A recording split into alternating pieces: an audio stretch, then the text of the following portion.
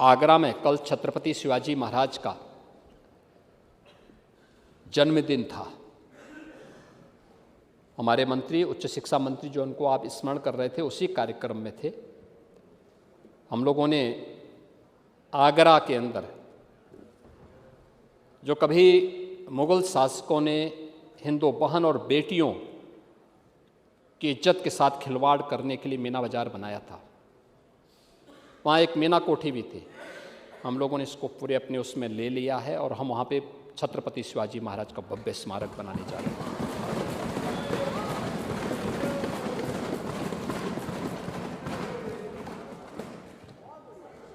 राष्ट्र नायकों का कैसे सम्मान होना चाहिए, ये जानना हो तो डबल इंजन की भारतीय जनता पार्टी सरकार से आप जानिए।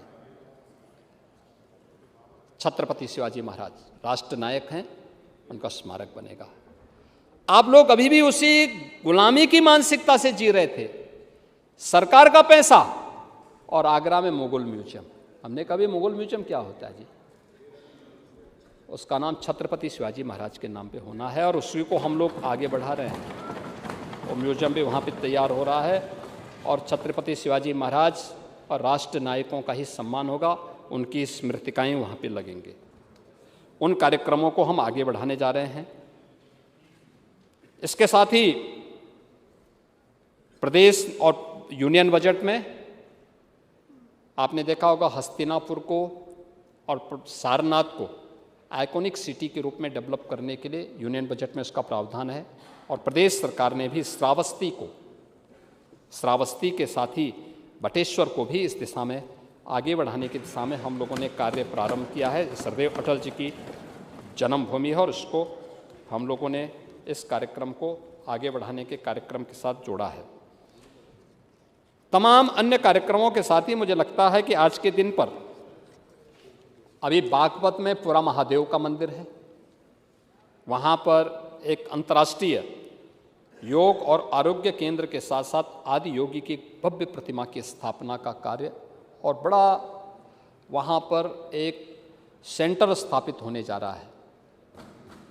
यानी वह आध्यात्मिक भी होगा और आयुष की दृष्टि से भी आप देखेंगे बहुत भव्य केंद्र वह बनने जा रहा है देश का। और एक पुरा महादेव में बागपत के अंदर हम लोग इस कार्य को पीपीपी मोड पर आगे बढ़ाए हैं। अयोध्या धाम में मंदिर संग्रहालय, एक म्यूजियम भी बनाया जा रहा है, जहाँ पे देश के अंदर मंदिरों की आर्किटेक्चर को लेकर के, भारत के अंदर किस प्रकार की आर्किटेक्चर रहा है पूरे देश के अंदर, उस दिशा में एक भव्य कार्यक्रम टाटा सन्स की ओर से वहाँ पर सरकार और टाटा सन्स के साथ एमओयू हुआ है और उस कार्यक्रम को वो आगे बढ़ाने जा रहे हैं। इको टूरिज्म बोर्ड के माध्यम के साथ भी हम कार्य आज प्रदेश के अंदर तेज़ी के साथ काम करा चुके हैं।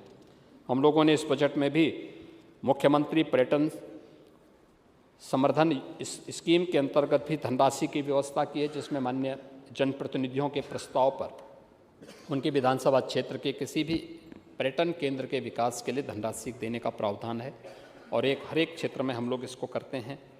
प्रयागराज में समेकित विकास के लिए भी हमने धनराशि की व्यवस्था की है, वाराणसी के लिए की है, अयोध्या के लिए भी की है और इसके साथ ही अन्य तमाम हम लोगों ने जो तीर्थ विकास क्षेत्र बनाए हैं, अयोध्या, नैमिषारण्य, बिंदु क्षेत्र, ब्रज तीर्थ विकास परिषद, इन सभी के लिए भी हम लोगों ने व्यवस्था की है।